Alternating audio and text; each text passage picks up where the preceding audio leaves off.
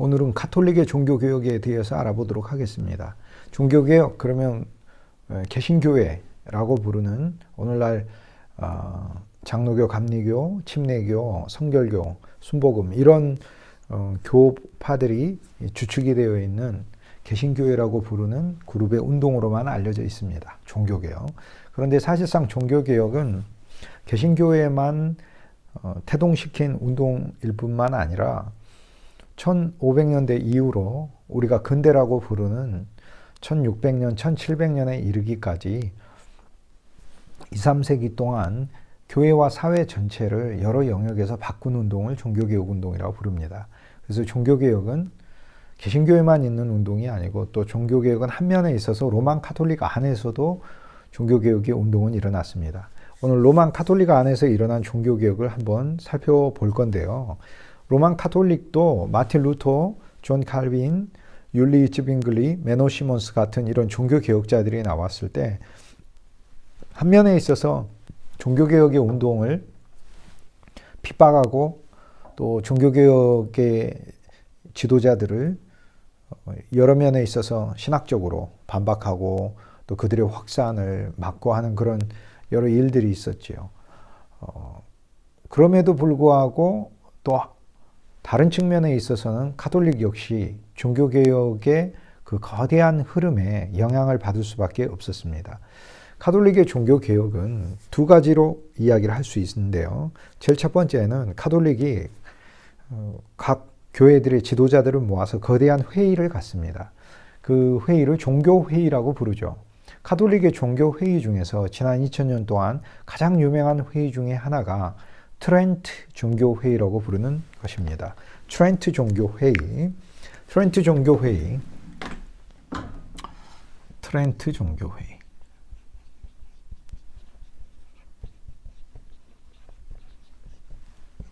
1545년에 열렸습니다. 트렌트 종교회의는 오늘 이 두 가지를 살펴볼 겁니다. 역종교개혁과 남미의 정복인데요. 트렌트 종교회의는 바로 가톨릭의 종교개혁에 속하는 문제입니다.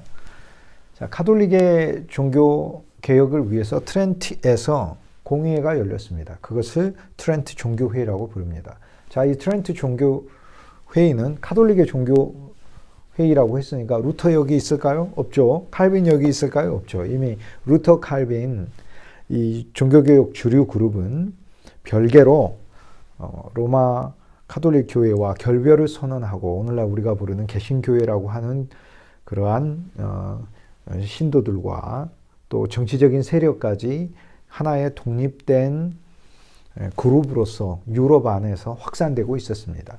그렇기 때문에 유럽에 있어서 트렌트 종교회의는 가톨릭만의 종교개혁의 문제를 다루기 위한 회의다 이렇게 얘기를 할 수 있습니다. 자, 가톨릭의 종교개혁을요. 종교개혁이라고 우리가 흔히 이야기했을 때 개신교의 종교개혁에 대한 반동으로 일어났다고 해서 그래서 역종교개혁이다 이렇게 부릅니다. 이 역이라는 말은 카운터라는 말인데 여러분 권투회나 운동에서 카운터라는 말 아시죠? 카운터 어택을 했다. 카운터 펀치를 날렸다. 카운터는 대항해 오는 것에 대하여 내가 맞대항하는 것을 가리킵니다. 즉 종교개혁 운동이 일어났는데 로만 카톨릭이 역종교개혁, 그 종교개혁에 대한 어떤 대응을 했다 그겁니다. 대응을 여러 가지로 하는 거죠. 조금 전에 이야기했던 것처럼 종교개혁에 대해서 핍박도 가하고 또 동시에 종교개혁의 물결이 너무 세기 때문에 이 종교개혁의 영향력을 무시할 수 없어서 로만 카톨릭 역시 내부적으로 그럼 우리가 이 종교개혁 운동이라는 거대한 이 흐름 속에서 우리는 무엇을 개혁해야 할 것인가 라는 것을 중심 논의의 주제로 삼아서 열린 회의가 바로 트렌트 종교회의였어요. 그래서 트렌트 종교회의에서 로만 카톨릭의 지도자들이 이때 교황도 함께 모여서 논의의 결론을 내리는데 여기에서 그동안 많은 공격을 받았던 여러 로만 카톨릭 내부의 문제들은 도덕적으로 개혁을 이루어내고자 시도를 합니다. 예를 들면 면죄부 판매 이때 금지하게 했고요. 또 성직을 돈을 주고 사고 파는 성직 매매 같은 경우 굉장한 좀 부패가 있었죠. 그런 것도 트렌트 종교의회에서 불법으로 선언을 했고요. 그리고 어떤 족벌 체제로 주교가 또 많은 가족들을 교회 안에서 거대한 세력을 이루어서 가는 거나 교황청이 또 어떤 가문에 의해서 좌지우지되는 그런 여러 교회 내에 우리가 흔히 부도덕하고 비리라고 부르는 타락이라고 일컫는 그런 문화들에 대해서 어쨌든 이런 부분들은 시정을 해야 되겠다라고 결의를 합니다. 그러니까 그 면에 있어서는 분명하게 트렌트 종교회의는 종교개혁을 한 회의다 이렇게 얘기를 할 수 있습니다. 종교개혁의 주제들이 있죠. 그런데 그럼에도 불구하고 트렌트 종교개혁은 트렌트 종교회의에서 열린 개혁이죠. 트렌트 공회의 종교개혁은 신학적 개혁이라고 부를 수는 없습니다. 또 종교개혁의 본질을 새롭게 개혁한 것이다 이렇게 얘기할 수도 없습니다. 개혁이라고 우리가 얘기했을 때 겉을 바꾸는 게 있고 중심을 바꾸는 것이 있습니다. 이 둘이 다 중요하죠. 그런데 사실 진정으로 중요한 것은 내면의 본질을 바꾸는 것입니다. 예를 들어 여러분이 누군가에게 잘못을 했을 때 사과해라 그럴 때 사과해야 되겠다 하고 사과하는 모습을 보일 수는 있습니다. 그러나 정말 중요한 것은 내면에 내가 참으로 잘못했다는 그 상대에게 큰 손해를 끼쳤다는 그 미안함이 본질로 있을 때 그 사과는 외면적으로 나타나는 것이 진실이 되는 것이죠. 인정받는 것이 되겠죠. 종교개혁도 마찬가지입니다. 진짜 종교개혁에서 바꾸고자 했던 것은 종교의 외적인 것이 아니라 종교의 본질이라고 부르는 예수 그리스도 안에서의 진리의 실제를 새롭게 발견하는 것이었어요. 그런데 트렌트 종교회의는 그러한 문제에 대해서 관심이 없었습니다. 엄밀하게 이야기하면 이전에 로만 카톨릭이 중세 때 1000년 동안 가지고 왔던 신앙적인 교리들에 대해서 단지 재진술을 하기 시작합니다. 재진술을 했다는 게 이거 한번 다뤄볼까? 문제없어. 이거 그대로 가겠어. 라고 얘기하는 거죠. 자, 종교개혁에서 가장 크게 문제가 됐던 것이 무엇입니까? 우리가 무엇에 의해서 구원을 얻는 거죠? 하나님의 은혜와 그 은혜에 대한 우리의 믿음입니다. 이것을 일생 동안 가져갈 때 우리의 구원이 하나님 안에서 우리에게 진실로 이루어지는 것입니다. 그런데 중세에 있어서는 인간의 행위와 공로가 필요하다고 보았죠. 로만 가톨릭은 트렌트 공의에 있어서 구원에 있어서 인간의 행위와 공로가 필요하다라는 점을 즉 중세 때부터 내려온 입장을 그대로 견지를 합니다. 이러한 것은 사실상 종교개혁자들이 발견했던 성서적 진리에 위배되는 것이다 라고 얘기를 할 수 있습니다. 여러분 우리가 믿음이라고 말을 할 때는요. 그 믿음은 단지 우리의 의지만 이야기하는 것이 아닙니다. 믿음은 하나님이 우리에게 선물로 주었고 이 믿음은 우리 안에 살아있는 어떤 실제입니다. 이 믿음이 우리 속에서 움직이고 있고 우리는 이 믿음을 매일매일 의뢰하고 신뢰하는 겁니다. 그리고 우리의 믿음은 또 하나님의 은혜를 의존하는 것입니다. 여기에 그리스도인의 본질이 있는 것입니다. 우리가 무엇을 행한다면 그 행함도 믿음에서 나온 것이어야 하는 것입니다. 우리가 무엇을 행했는데 그것이 믿음에서 나온 것이 아니라면 그것은 성경이 말하고 그리스도가 말씀하시는 선행이 아닙니다. 예를 들면 여러분이 누군가를 도왔다 했을 때 여러분 스스로 마음이 착하기 때문에 누구를 도왔다면 그것을 자기의 의로움이라고 부릅니다. 자기의. 어려운 표현으로 하면 자기의라고 부르죠.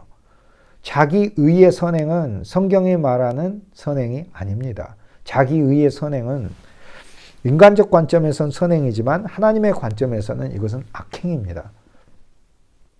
어떻게 선행이 악행이 될 수 있느냐?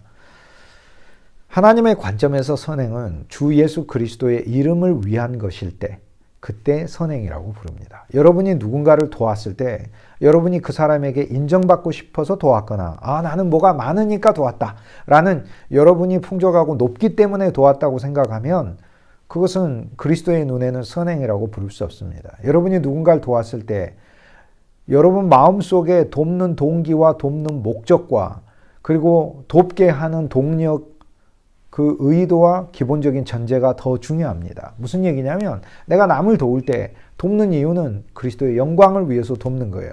또 이 돕는 것도 내가 돕는 게 아니라 내 안에 계신 주님이 돕는 거예요. 그러니까 나는 돕고 나서 내가 도왔는데 이렇게 이야기하는 것이 아니고 주님이 도우셨습니다. 내 안에 있는 주님이 나로 하여금 돕게 했습니다. 그럼 나는 뭡니까? 나는 도구입니다. 라고 하나님 앞에 겸손히 내어놓는 것이죠. 그러니까 선행도 단순히 선행이 아니라 그 선행도 믿음에서 나와야 한다는 것이에요.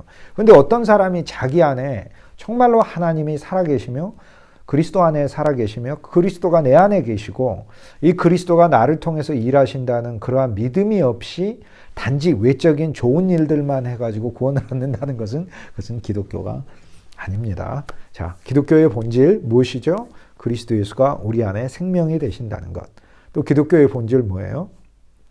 그리스도에 의해서 저와 여러분이 영원히 하나님께 얻어졌는데 주 예수님이 우리 안에 살아계시고 거기에서 신앙이 더욱더 깊어지게 되면 나는 죽었고 그리스도만 내 안에 사시는 믿음을 갖고 사는 것입니다. 자, 이것은 내가 스스로 죽는 것이 아니고 내가 주님과 함께 죽었다라는 믿음에 의해서 이루어지는 것이죠. 트렌트 공의회는 그러므로 외적인 로만 가톨릭의 부패는 고치기 위해서 노력은 했는데 진정한 의미의 무엇이 우리를 부패하게 하고 무엇이 교회를 하락하게 했는가에 대한 본질적인 고민과 성찰은 없었다. 이렇게 평가할 수 있습니다. 자, 트렌트 공의회는 그러므로 도덕적 개혁이다 이렇게 부릅니다. 본질적이고 신학적 개혁이다 이렇게 얘기하기가 어렵습니다. 트렌트 공의회에 있어서 개신교회는 사실상 이단으로 정죄를 받습니다. 이때부터 트렌트 공의회를 이유로 우리 개신교회 교파들과 로만 가톨릭은 반목하는 관계로 나가게 됩니다. 이 공의회 이후로 유럽의 많은 이 지역들은 개신교 국가가 되기도 하고 카톨릭 국가로 남아있기도 하면서 거대한 분리가 일어나게 되는데요. 유럽의 지도를 놓고 보면 북쪽에 있는 나라들 있죠. 유럽에서 오늘날 우리가 이 거대한 유럽 대륙의 북쪽 영역에 쭉 뻗어 있는 나라들, 핀란드, 스웨덴, 노르웨이, 덴마크, 독일, 네덜란드, 영국 이렇게 북쪽에 있는 나라들은 개신교회의 국가들입니다.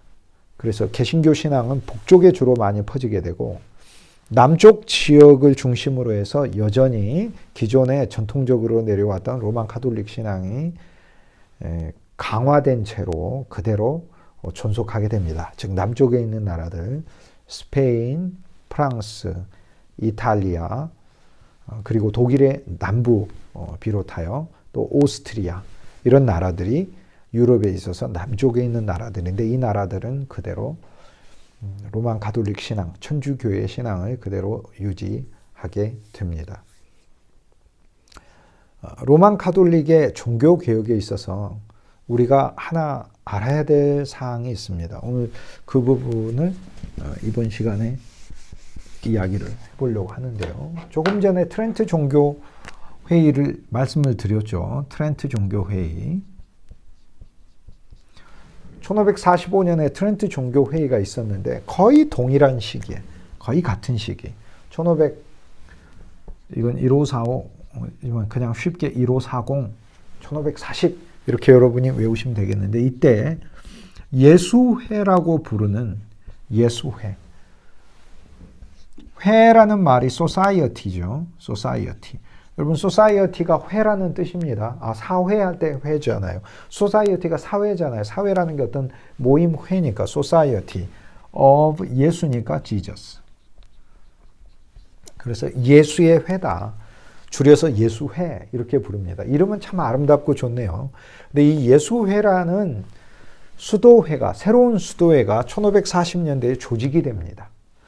그런데 이 예수회가 역종교개혁, 쉽게 얘기해서 역종교개혁은 종교개혁에 대한 반동으로 일어난 카톨릭의 종교개혁이다라는 것이죠. 역종교개혁의 중요한 항목이 됩니다.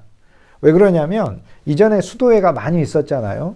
이때 로부터 1000년 전에 1540년부터 1000년 전에 쉽게 얘기해서 거의 520년경에 세워진 베네딕트 수도에도 있었고 그리고 1200년대 여러분 기억이 나시죠? 이때로부터 한 300년 전에 중세의 새로운 모습으로 새로운 이상으로 출현을 했던 성자 프란시스 수도회 도미니크 수도회라는 것도 있었고 여러분 기억하시죠? 그런데 그것과는 또 다른 로만 카톨릭의 유명한 예수회라는 수도회가 이때 출현하게 됩니다. 그런데 이 예수회가 로만 카톨릭 내부에 있어서 종교개혁의 목소리를 내면서 시작을 했기 때문에 그래서 예수회의 출현을 역종교개혁, 로만 카톨릭의 종교개혁의 중요한 운동이었다 이렇게 얘기를 합니다.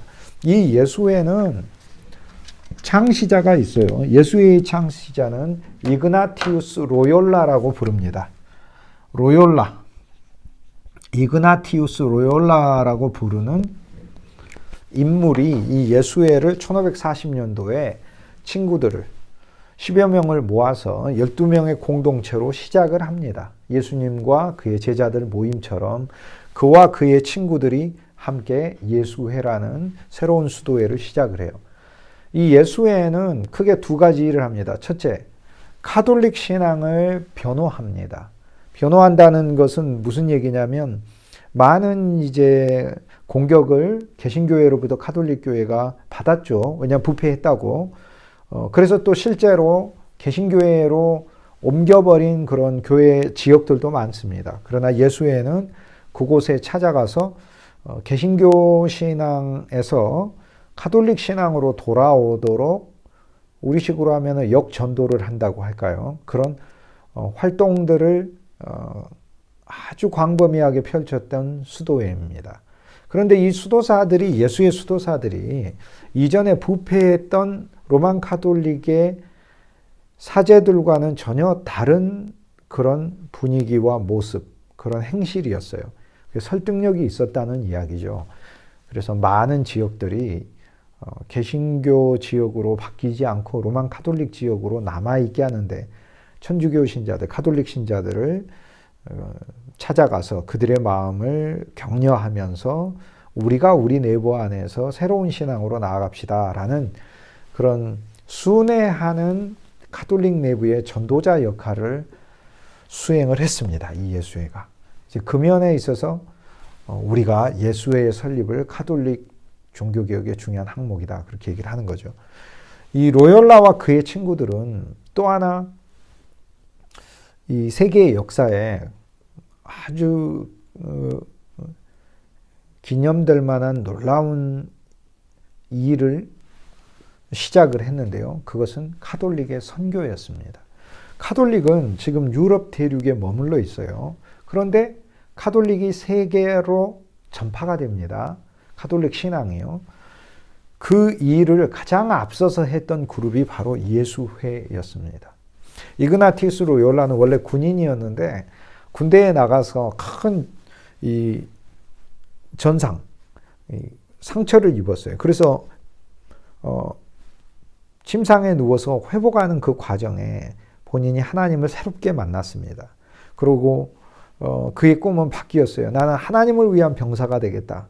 이 땅에서 세상의 병사들과 싸웠는데 하나님의 병사가 되어 주의 복음을 전하는 군병이 되겠다. 이런 이제 비전을 가지고 그가 건강해서 회복되어 예수회라는 것을 세웠던 것입니다. 하지만 그는 전쟁터에서 입었던 그 상처 때문에 일생 장애를 가지고 있었고 다리를 저는 사람이 됐는데요. 그래서 이그나티우스 로욜라는 세계를 다니지는 못하지만 그와 함께 있던 그의 동료들은 전 세계를 다니게 되는데 이그나티우스 로욜라의 동료가 카톨릭의 선교의 역사에 있어서 가장 유명한 인물이에요. 그 사람이 바로 프란시스 사비에르라는 인물이에요. 프란시스 사비에르. 이그나티우스 로욜라의 친구 프란시스 사비에르. 프란시스 사비에르 또는 자비에르 사비에르. 외국 발음이니까 사비에르 또는 자비에르 이렇게 부릅니다. 같은 이름입니다. 책에서 자비에르라고도 나온 책도 있습니다. 프란시스 자비에르라는 이 이름을 가진 로욜라의 친구는 아프리카, 그리고 동남아시아, 일본, 중국까지 어마어마한 거리를 여행하면서 방문하면서 카톨릭의 신앙을 전파했습니다. 자, 중국에 사실상 복음을 처음 가지고 갔던 인물 중에 바로 프란시스 사비에르가 있고요. 일본에 복음을 처음 들고 간 사람도 바로 프란시스 사비에르의 활동이었다. 이렇게 얘기할 수 있습니다. 그와 그의 제자들이 일본에 로만 카톨릭 신앙을 전합니다. 자, 이때가 언젠가요? 그러니까 1500년대 중반 아닙니까? 1500년대 중반에 로만 카톨릭은 지금 세계로 영역을 확장하게 됩니다. 자, 이것이 로만 카톨릭에서는 이제 한 면에 있어서 새로운 개혁입니다. 왜냐하면 카톨릭 신앙이 그동안 유럽 안에서 너무 내부적으로 고인물처럼 있었거든요. 그러나 로욜라와 사비에르를 통하여, 즉 예수회라는 새로운 수도회를 통하여 세계로 확산되면서 카톨릭의 어떤 새로운 시대를 맞이했다. 새로운 문화도 만들게 되고 세계 곳곳에 있어서 새로운 교회들도 세워지게 되면서 말 그대로 카톨릭 역시 그러한 측면에 있어서 이전의 행적을 반성해 볼 수 있는 계기를 마련했다. 이렇게 얘기할 수 있습니다. 자, 사비에르가 그러므로 아시아의 카톨릭 신앙을 처음으로 전파해 준 인물이 되겠네요. 자, 그러면 여기서 우리가 한 가지 질문을 해 볼게요. 개신교회는 뭐 했습니까? 이렇게 얘기를 할 수 있잖아요. 개신교회는 이제 나왔잖아요. 여러분 1517년에 이때로부터, 그러니까 불과 30년 전에 처음으로 개신교회가 나왔잖아요. 그러니까 개신교회는 뭐 하고 있겠어요? 개신교회는 지금 유럽 땅 북부, 아까 이야기했던 그 북부 지역을 중심으로 복음이 전파되고 있었다. 그렇게 이야기를 할 수 있습니다. 그러면 또 하나 질문. 이제 개신교회는 그럼 언제 선교합니까? 개신교가 해외로 선교하기까지는 아직 시간이 많이 걸리게 되겠죠. 왜냐하면 개신교회가 더 확장되어야 되니까요. 개신교회가 해외에 선교하게 되는 게 이 개신교회가 출현하고 나서 한 200년은 더 지나서야 해외 선교에 나서게 됩니다. 그러니까 1700년대 초반이다. 이렇게 얘기할 수 있어요. 1700년대에 가서야 개신교회는 이제 유럽 땅을 떠나 전 세계로 복음을 전하는 선교의 역사를 쓰기 시작을 합니다. 하지만 개신교회에 앞서서 유럽의 카톨릭이 먼저 세계에 이 카톨릭 기독교의 복음을 전파했다. 이렇게 말할 수 있습니다. 사비에르는 일본의 카톨릭 신앙을 처음으로 전파해 준 인물입니다. 여러분 근데 여기 보세요. 사비에르가 1500년대 중반에 일본의 복음을 전파했는데 그런데 이 예수의 선교사들이 일본에 가서 큰 신앙의 사역에 활약을 해서 일본의 카톨릭 신자들이 예수의 수도사들에 의해서, 사비에르와 그의 제자들에 의해서, 물론 사비에르는 그 이후로 중국 근처까지 갔다가 일본을 거쳐서 중국 근처까지 갔다가 생을 마감하고, 그의 제자들은 일본에 남아서 계속 선교 사역을 해서 큰 성과를 이루는데 10만 명이 넘는 병사들, 또 수십만에 이르는 주민들까지도, 군인과 일반 백성들까지도 로만 카톨릭 신앙에 개종을 하게 됩니다. 이런 엄청난 큰 이 교세를 이루었다. 이렇게 말을 할 수 있죠. 1500년대 중반에. 1500년대 우리 민족의 역사에 큰 일이 하나가 일어납니다. 1500년대 또 뭐냐면 1592년에 임진왜란이 일어나요. 임진왜란, 부산진 앞바다에 왜군이 쳐들어왔잖아요. 그 임진왜란, 임진년 1592년에 임진왜란이 일어나고 나서 우리나라는 뭐 수주 만에 한양까지 점령을 당하게 되고, 임금 선조는 피난 가야 했고, 일본은 순식간에 사실상 거의 압도적인 혁혁한 승리를 거둡니다.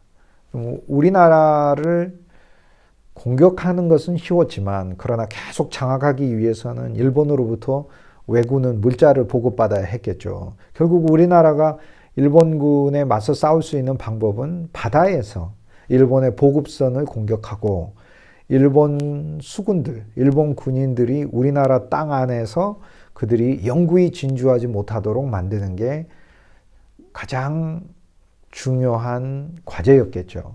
바로 이 과제를 놓고 민족의 영웅 이순신 장군이 나오게 되는 것이죠. 그래서 이순신 장군의 바다에서의 승리는 일본이 더 이상 우리 육지에서 장기적으로 점령할 수 없게 만드는 놀라운 공을 세우신 거죠.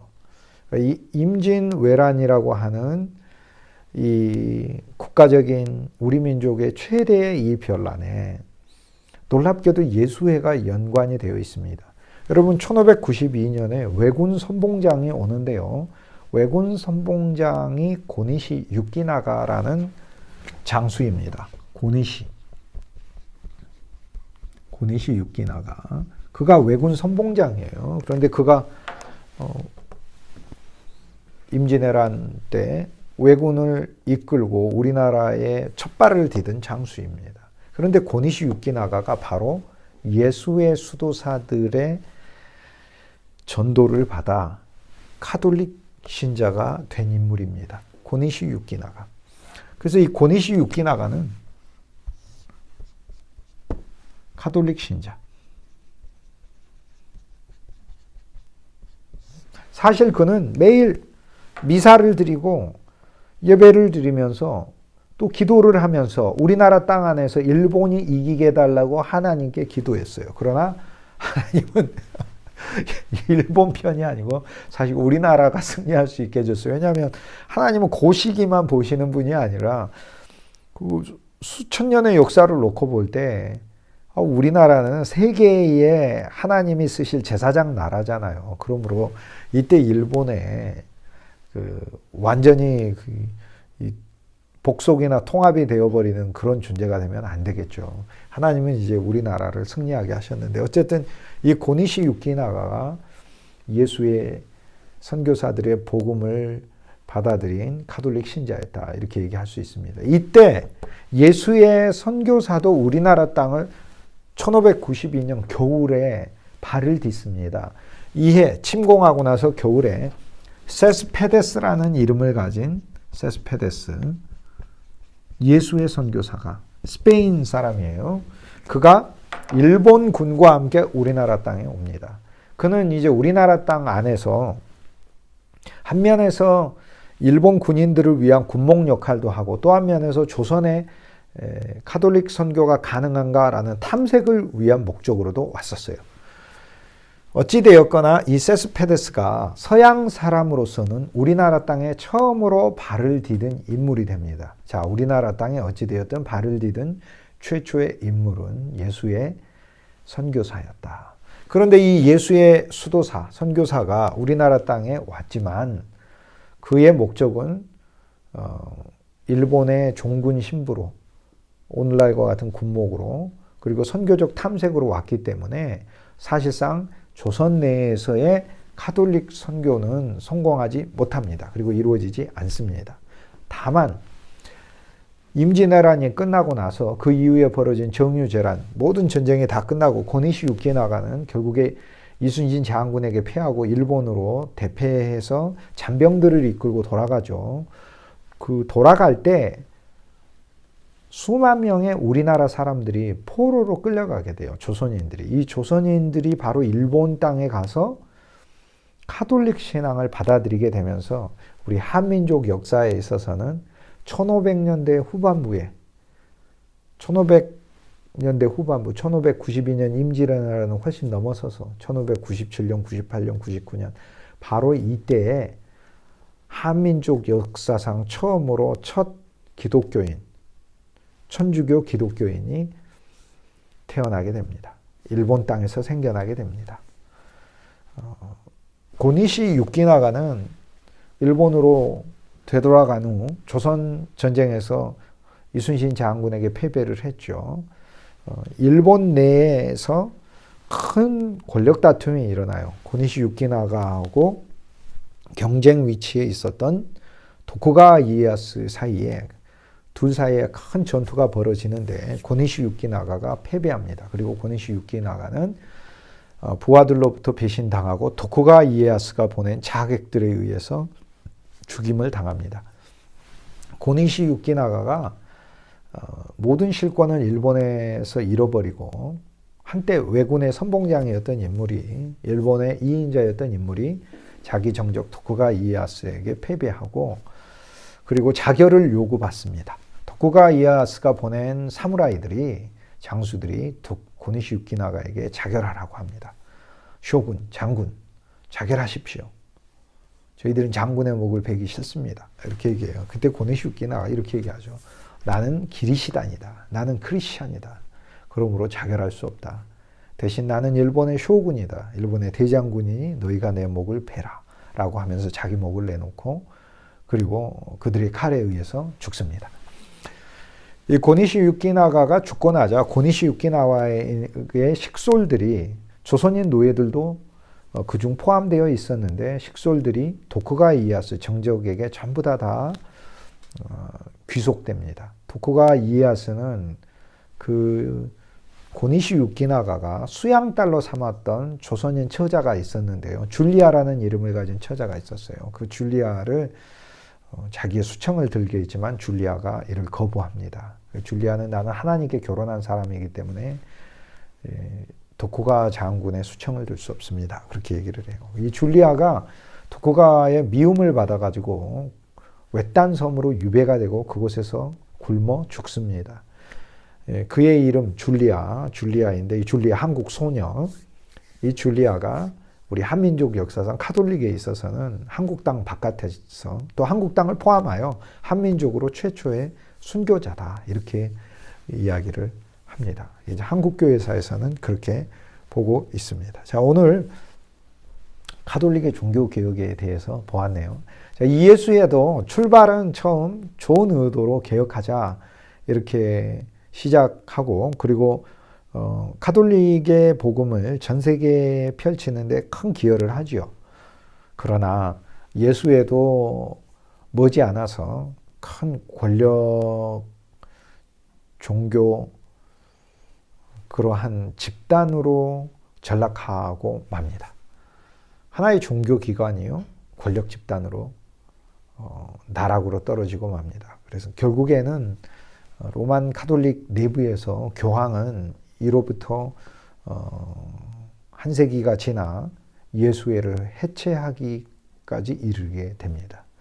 이상은 고귀하고 또 활동도 한때 너무나 멋있었으나 그것을 바탕으로 해서 더욱더 갱신하지 못하고 오히려 카톨릭 내부에 있어서도 큰 문제를 일으키는 수도회가 돼서 해체되는 그런 이 소위 판단까지 받았다, 운명까지 맞이했다 이렇게 이야기할 수 있겠습니다. 그럼에도 불구하고 예수회의 이상은 고귀했다라고 이야기를 할 수 있습니다.